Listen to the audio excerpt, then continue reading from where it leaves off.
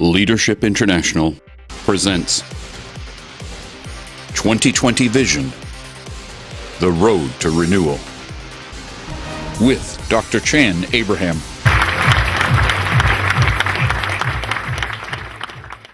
So in these few minutes, I'd like to share some thoughts with you on this theme, the road to happiness.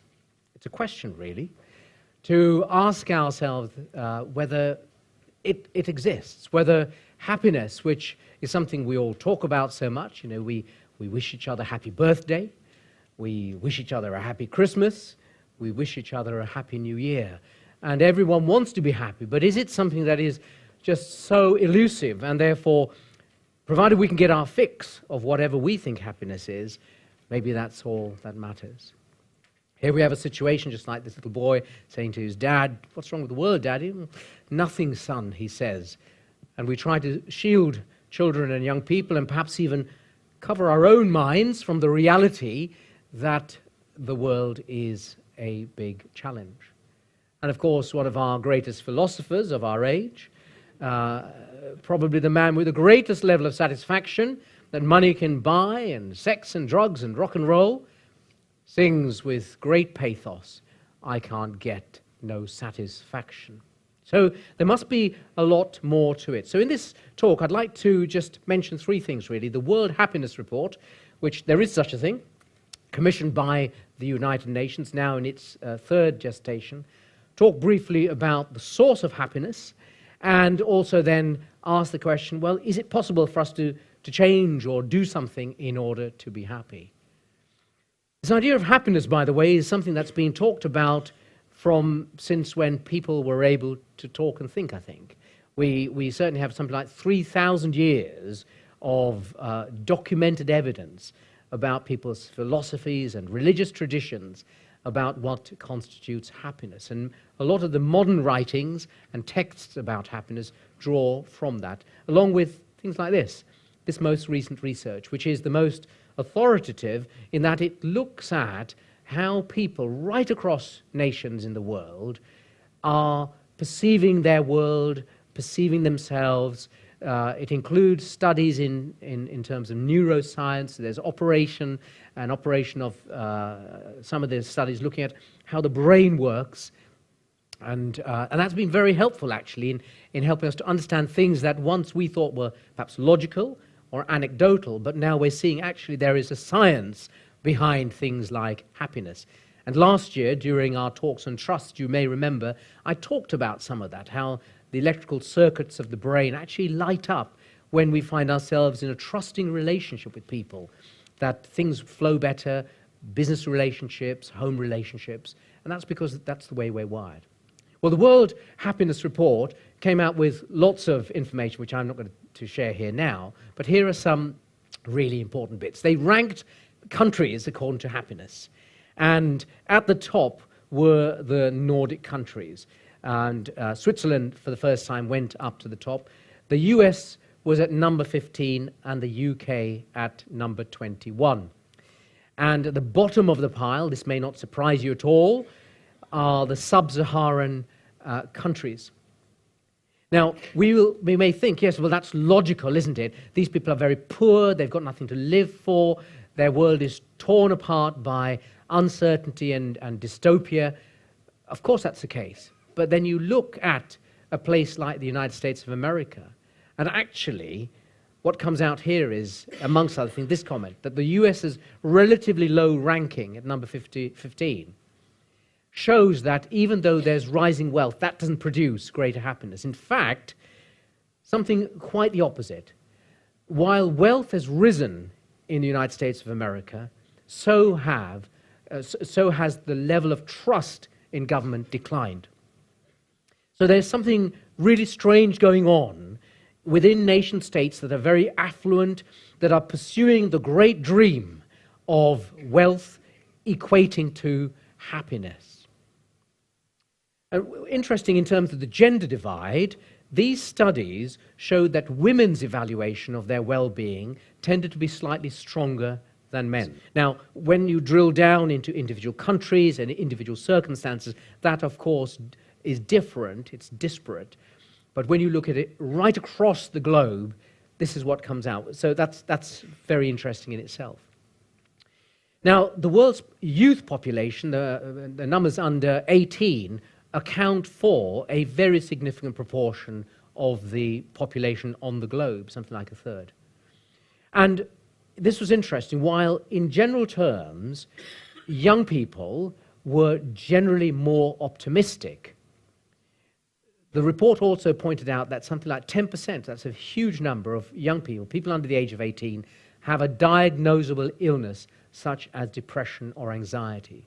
And so what the United Nations report is saying is that this is a serious issue because more than half of these people will go on to experience mental illness, often at a very serious level in adulthood. And so they're saying we need, nations and governments need to invest early on in the lives of our children so that they grow to become independent and productive, as well as being happy adults, who then can contribute socially and economically. It's very interesting to have objective, empirical research pointing out all of this, because in organizations like ours, which are socially responsible, which are proper, hard-working, bottom-line focused businesses, we're also saying, no, we need to change the world, because if you're going to have sustainable business long-term, you need to have a sustainable world. Well, the world is made up not of computers, but of people.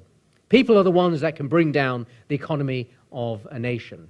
And so it goes on to say exactly that. We have to pay attention to the strength of society as well as the strength of economies when we consider well-being. That's a very salutary comment, I think, to government leaders.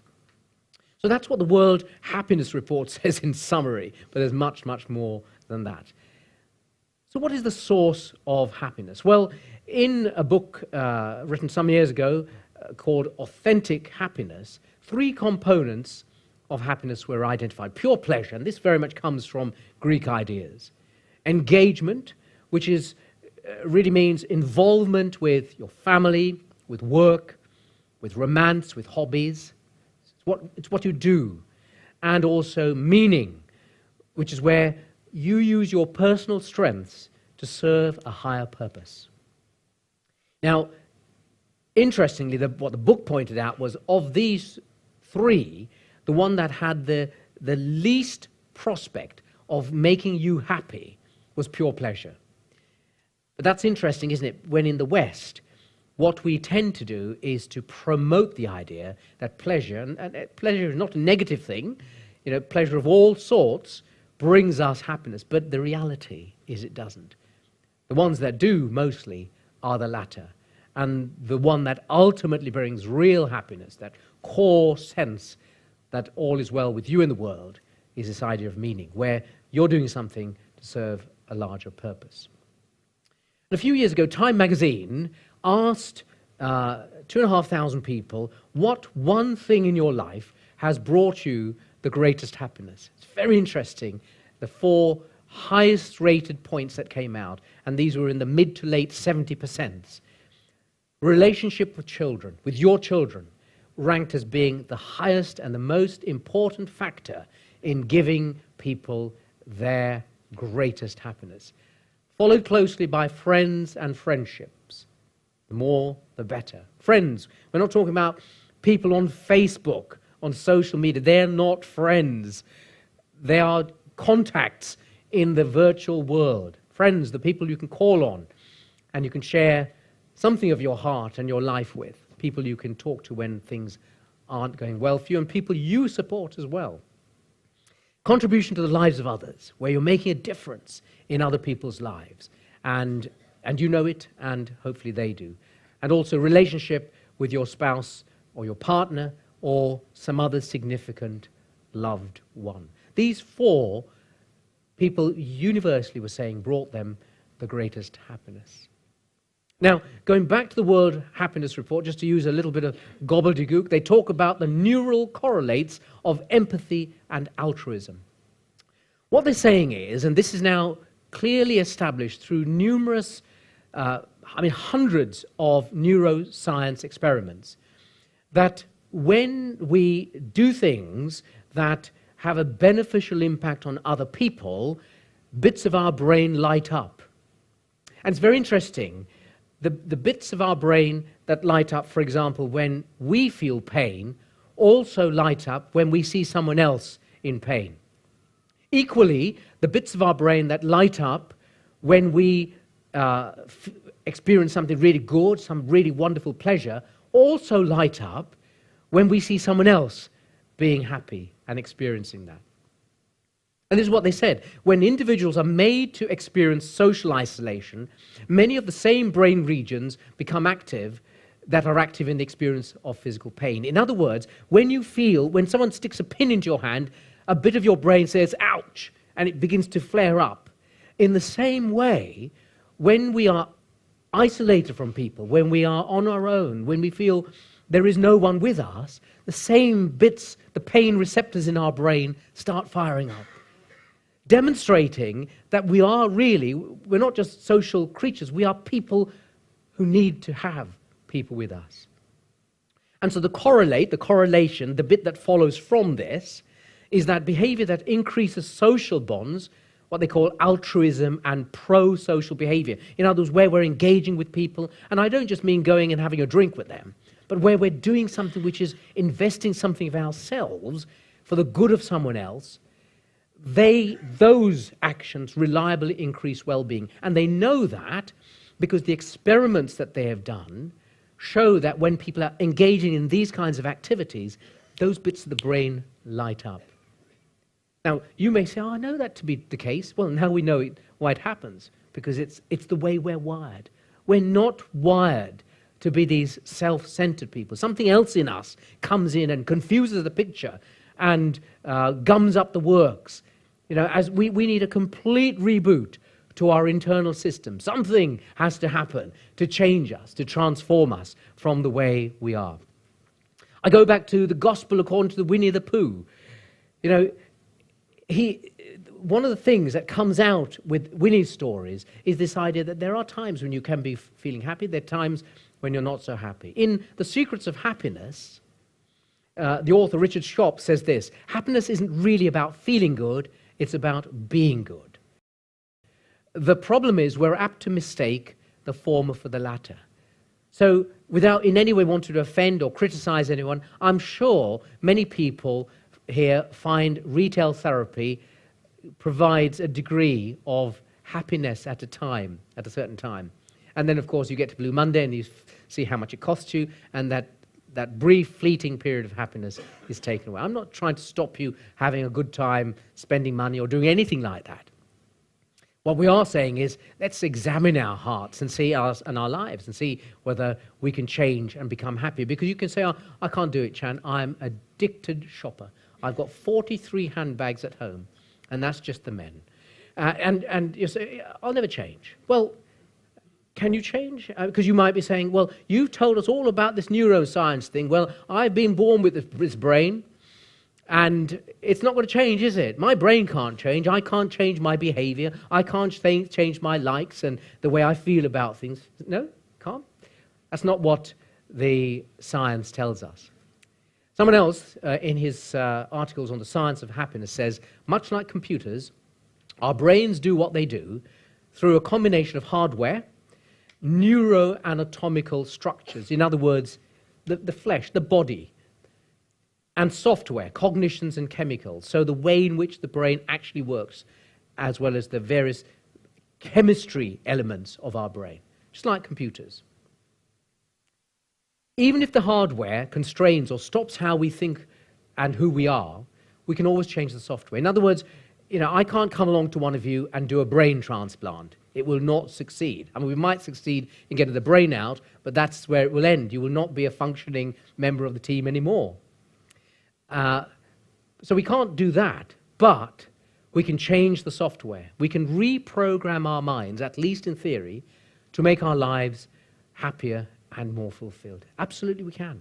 Isn't that one of the things we've talked about over the years in this place? We've said that we can change. It's just that you will always be told by those who apparently know better, you can't change. You can't change. And there's always a little voice inside which says, no, you can't. And in fact, you may try to change. A number of you, I'm sure, had tried to give up smoking this year. Who's tried to give up? Who's made up their minds to give up smoking this year? Good. And who's still doing that? Excellent. Well done. Well done. I can see some hands going like this. I just want to encourage you. You want to give that thing up and live this happy and fulfilled life. The thing is, you can change the way you think. Part of that is physically addictive as well as emotionally. So what is this road to happiness? Can we change ourselves? Can we find the road to happiness? Well, here are some 6 key points that are drawn from the conclusions of 3,000 years of religious and philosophical traditions of happiness. And these are they. To be happy, this is what the evidence of thousands of years tells us. You need to have a good relationship with your children. So that correlates with what we were hearing from some of the other surveys. You need a good relationship with your partner or loved one. You need friends. The more, the better. You need a purpose in life which is outside of your normal self-obsessed world. Now that may be more difficult for some of us than for others, but it is the route to real happiness. You need an opportunity to make a contribution to something of purpose.